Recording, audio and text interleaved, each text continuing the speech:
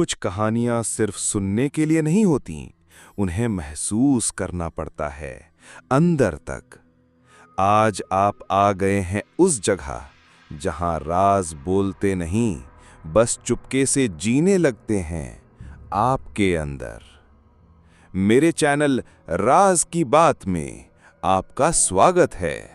यहां हर कहानी छोड़ जाती है एक निशान और हर राज ले जाता है एक नए अंधेरे की तरफ।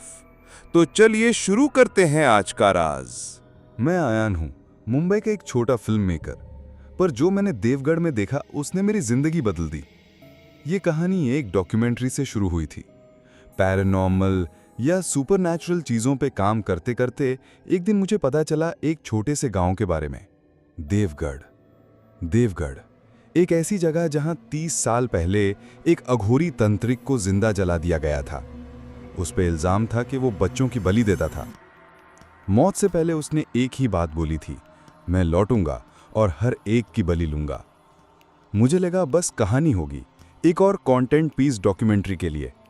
लेकिन मैं गलत था, बहुत गलत। मैं और मेरी टीम निशा, राघव, माया और एक लोकल गाइड रवि, हम सब देवगढ़ गए। वहां पहुंचते ही सब कुछ अजीब लगने लगा। हवा में एक अलग सी गंध थी, मिट्टी से जैसी नहीं, जैसे किसी जले हुए मसान की हो।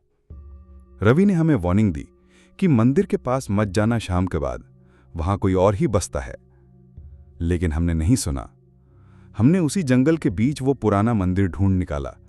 मंदिर की दीवार पर लिखा था, जीवित जलाया गया हूं, अब हर मृत आत्मा में जीवित हूं। उस दिन जब हम शूट कर रहे थे, राघव के हेडफोन्स में किसी के मंत्र की आवाज आई, संस्कृत के शब्द जिसे किसी इंसान ने नहीं बोला था। कैमरा ग्लिच करने लगा और एक फ्रेम में सिर्फ एक चेहरा था, आंखों के बिना, मुंह से निकलती आग। हम सब भाग के वापस आए। रात को मुझे सपना आया, एक अघोरी जला हुआ, वो मुझे कह रहा था, तू ही बना है मेरी बलि के लिए।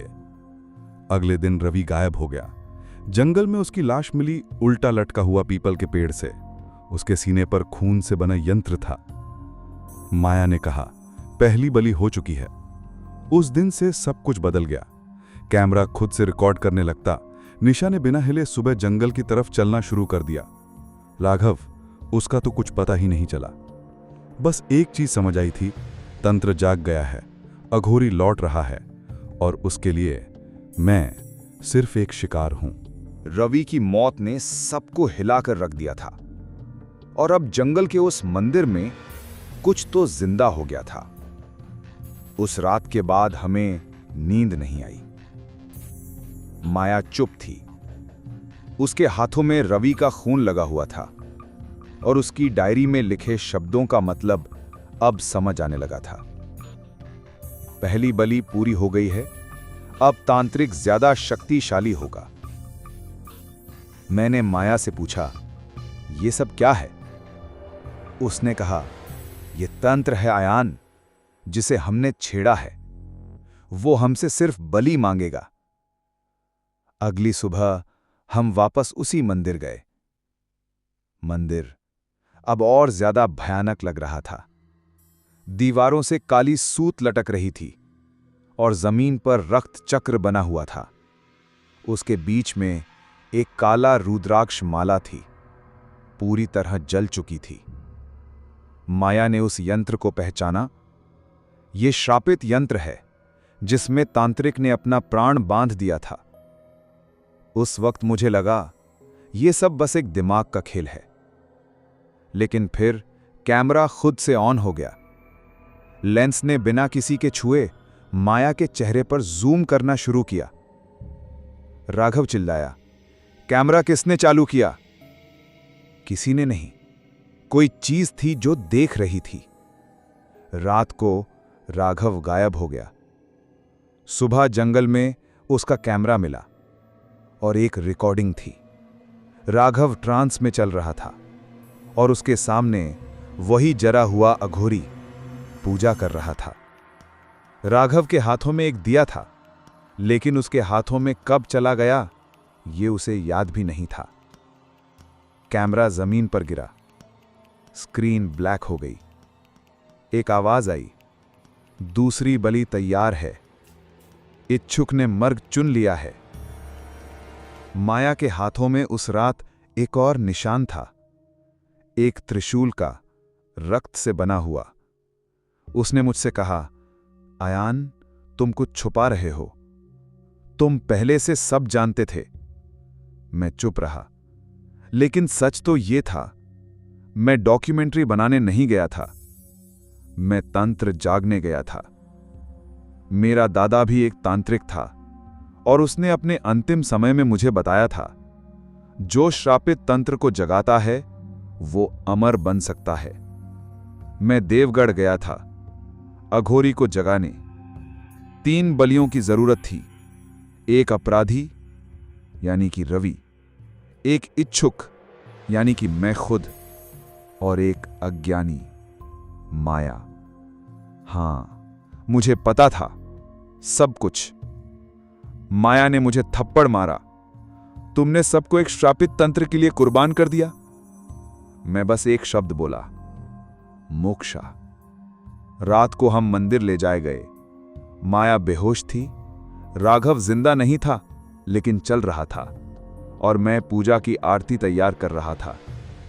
जैसे ही माया के माथे से एक बूंद खून की टपकी, वो श्रापित यंत्र चमक उठा। जमीन कांप गई, पाताल से आग निकलने लगी। एक जला हुआ शरीर आग में से उभर आया। अघोरी वापस आ गया था। उसकी आंखों में कोई रोशनी नहीं थी, सिर्फ अंधकार। उसने मुझे देखा, तू मेरा इच्छुक था, तू ही बनेगा मेरा वाहन। लेकिन मैं तो मोक्षा चाहने आया था, वाहन बनने नहीं। तभी उसने मुझ पर हाथ रखा और अगले ही पल मेरा शरीर हिलने लगा, जैसे मेरी आत्मा खींची जा रही हो। उस रात मंदिर में आग लग गई, जंगल में धुआं भर गया। अगले दिन पुलिस ने सिर्फ एक को जिंदा निकाला, माया। लेकिन वो बेहोश थी और उसके हाथों पर लिखा था, बलि पूरी नहीं हुई, अब तू ही द्वार बनेगी।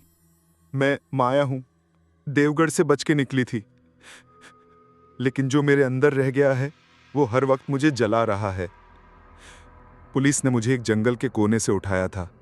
मैं बेहोश थी, लेकिन मेरे हाथों पर कुछ लिखा हुआ था, बलि पूरी नहीं हुई, अब तू ही द्वार बनेगी। मैं किसी हॉस्पिटल के बेड पर थी, लेकिन हर जगह मुझे आग की स्मेल आती थी। कभी कभी मुझे लगता था कोई मेरा गला दबा रहा है, कभी लगता कोई मेरे कान में कुछ बोल रहा है। संस्कृत के शब्द, उद्गच्छन्त्या देहि यंत्र। डॉक्टर्स कहते मुझे हेल्यूसिनेशंस हो रहे हैं, लेकिन मैं जानती थी मैं बची नहीं हूं, मैं अंदर से मर चुकी हूं। देवगढ़ ने मुझे छुआ नहीं, मुझे अब्जॉर्ब कर लिया। हर रात मुझे एक सपना आता, अयान जलता हुआ, राघव बिना आंखों के, और उसके बीच में एक यंत्र जो ऐसे घूमता जाता था जैसे कोई चक्रव्यूह। और आवाज आती थी, तू अज्ञानी थी, लेकिन तू द्वार बनेगी, मैं तुझसे बाहर आऊंगा। मैं चिल्लाती थी, लेकिन कोई नहीं सुनता। एक दिन मेरे बेड के पास एक पुरानी डायरी रख दी गई, कोई नहीं जानता कहां से आई। मैंने उसे खोला, वही अघोरी की लिखावट थी, और लिखा था, जिस शरीर में यंत्र की पूरी ऊर्जा समा जाए वो द्वार बन जाता है, उस द्वार से मैं कोई भी रूप ले सकता हूं। तब मुझे समझ आया, मैं सिर्फ सर्वाइवर नहीं थी, मैं अघोरी का मीडियम बन गई थी। वो मुझसे बात कर सकता था, सपने में नहीं, जागृत में। उस दिन से मुझे आयान की आवाज सुनाई देने लगी, आयान, तुमने मुझे रोका क्यों? हम दोनों अमर बन सकते थे। मैं चिल्लाई, तू मर गया है आयान। उसने कहा, मरने वाले लौट के नहीं बोलते माया, मैं तुझ में हूं और तुझ में से निकलकर पूरी दुनिया में जाऊंगा। रात को मेरे रूम की लाइट चली गई, एक काली परछाई दीवार पर दिखने लगी।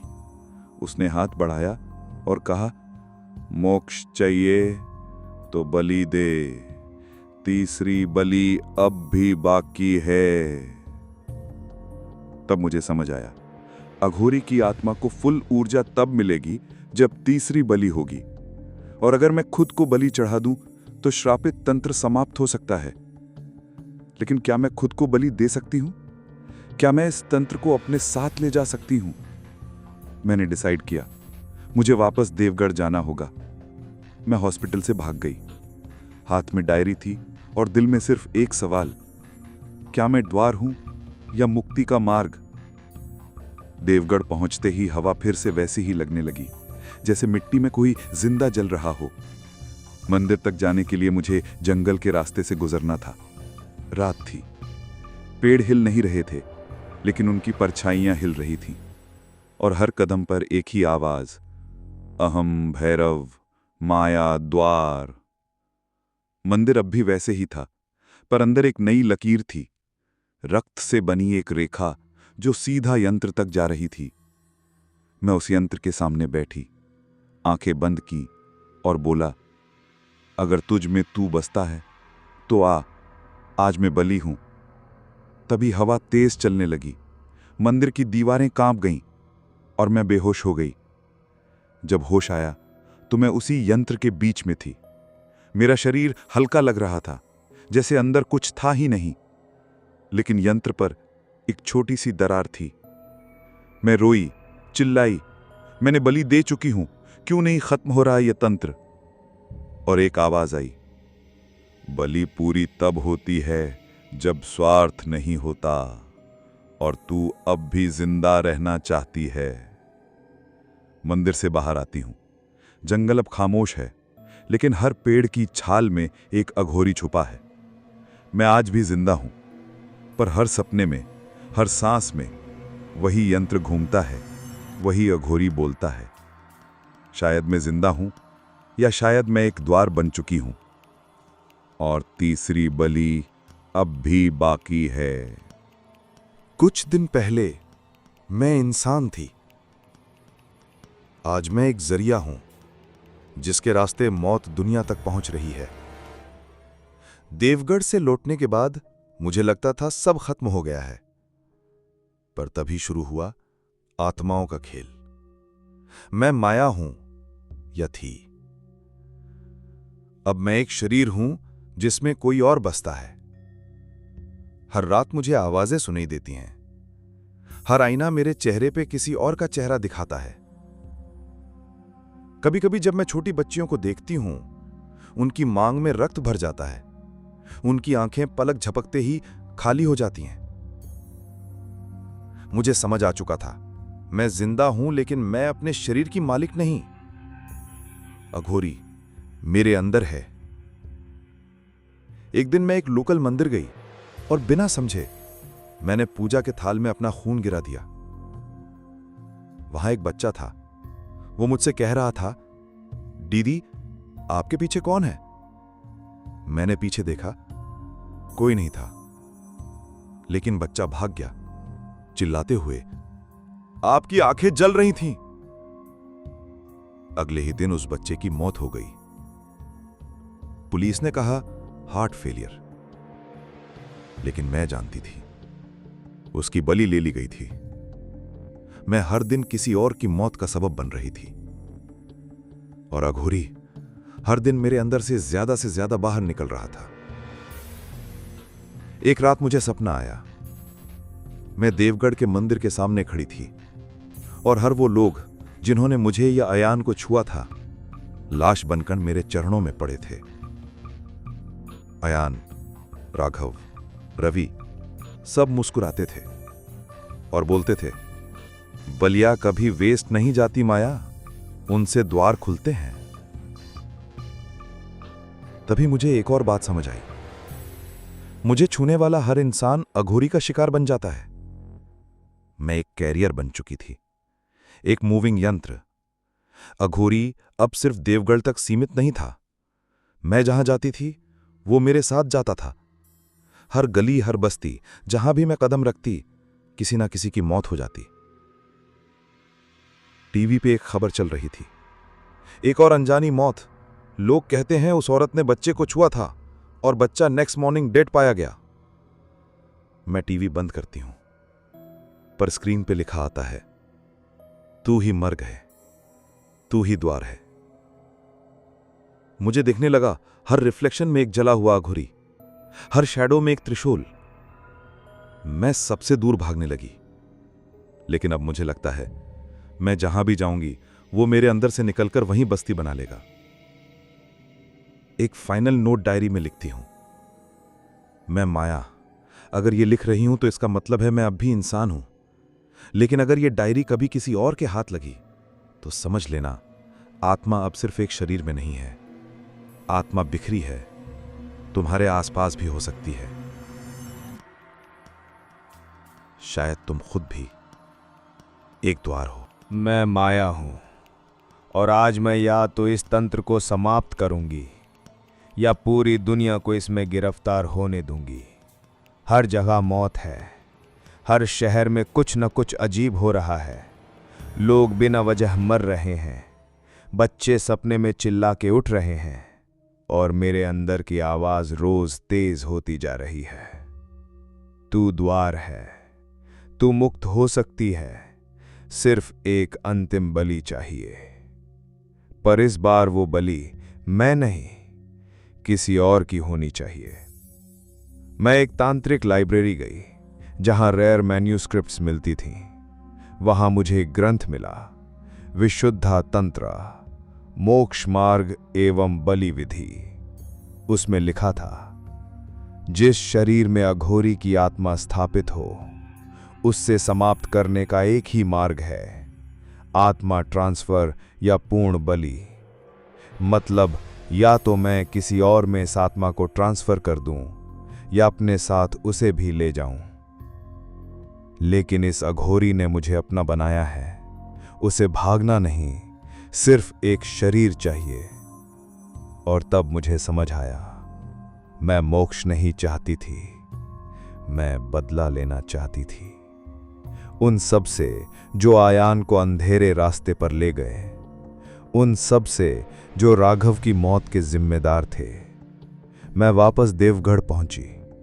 मंदिर का द्वार अब भी जला हुआ था, मंदिर के बीच में अब भी यंत्र था, लेकिन इस बार उसके चारों तरफ लाल लाल रक्त से लिखा हुआ था, तू ही अंतिम बलि है।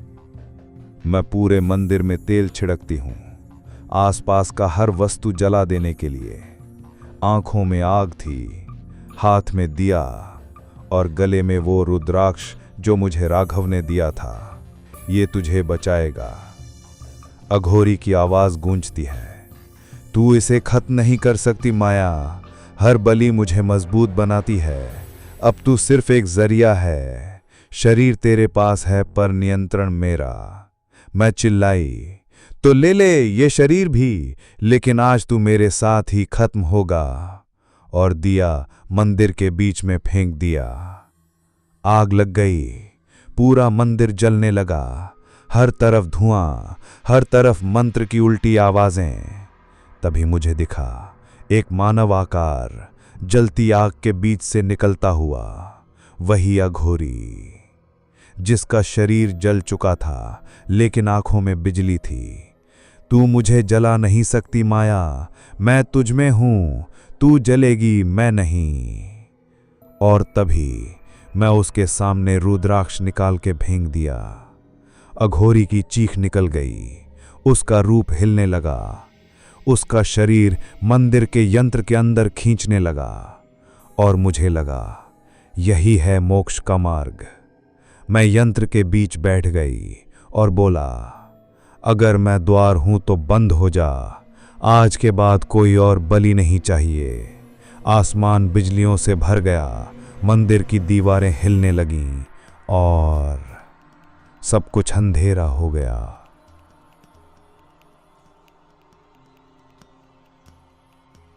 जब आंखें खुली, मैं किसी हॉस्पिटल में थी। नर्स कह रही थी, आपको देवगढ़ के जले हुए मंदिर के पास से उठाया गया था, लेकिन आपके चारों तरफ एक चक्र बना था रुद्राक्षों का। मैं चुप थी, सिर्फ एक सवाल दिमाग में था, क्या वो गया या मेरे अंदर छुप गया। तभी एक छोटी लड़की मेरे रूम में आई। उसने मुझे देखा और कहा, आपके पीछे कोई खड़ा है। मैं पलट के देखती हूं, कोई नहीं, लेकिन आंखों में हल्का सा जलन महसूस होता है।